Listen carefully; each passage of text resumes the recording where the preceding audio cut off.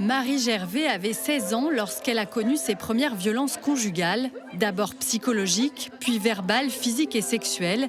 Elles se répéteront pendant ces 8 années de relation. À l'époque où ça m'est arrivé, en fait, on parlait très peu des violences conjugales. Et en fait, on en parlait de façon très, très caricaturale. C'était vraiment l'époque de violences conjugales. C'était des violences physiques parce qu'on voyait toujours l'œil au beurre noir, la lèvre fendue. C'était forcément des femmes mariées, des familles, etc. Donc, pas du tout. C'était impossible de se reconnaître en tant que victime de violences conjugales parce que j'avais pas le bon âge. Marie s'appuie aujourd'hui sur sa propre histoire pour attaquer le mal à la racine. Devenue intervenante dans les collèges et les lycées, elle vient bousculer les stéréotypes sur le couple auprès des adolescents.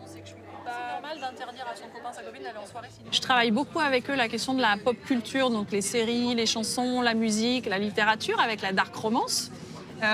Et donc c'est vraiment un schéma qu'on retrouve où il va y avoir cette très très forte minimisation, voire glamourisation des violences, où voilà, on va voir ça comme quelque chose de très romantique, de très sexy. Il y a toujours l'image du bad boy, c'est des histoires qu'on a envie de vivre. Voilà. Pour enrayer le phénomène, l'association En Avant Tout a créé une plateforme destinée aux 16-25 ans, un chat sur lequel 8 écoutants sous pseudonyme accompagnent les jeunes victimes de violences. Ce n'est pas normal, vouloir faire céder l'autre en boudant, en faisant culpabiliser, en se mettant en colère, c'est une forme de violence sexuelle. Notre rôle, il est justement là pour mettre un peu...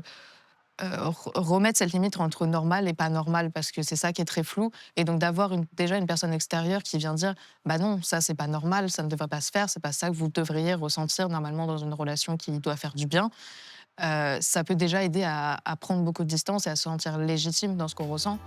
Lancé en 2016, le site a enregistré près de 7000 chats l'an dernier, des conversations qui permettent de mesurer l'ampleur des violences chez les adolescents, un phénomène resté longtemps hors radar.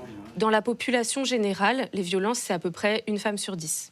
Quand on prend les moins de 25 ans, c'est une femme sur 7.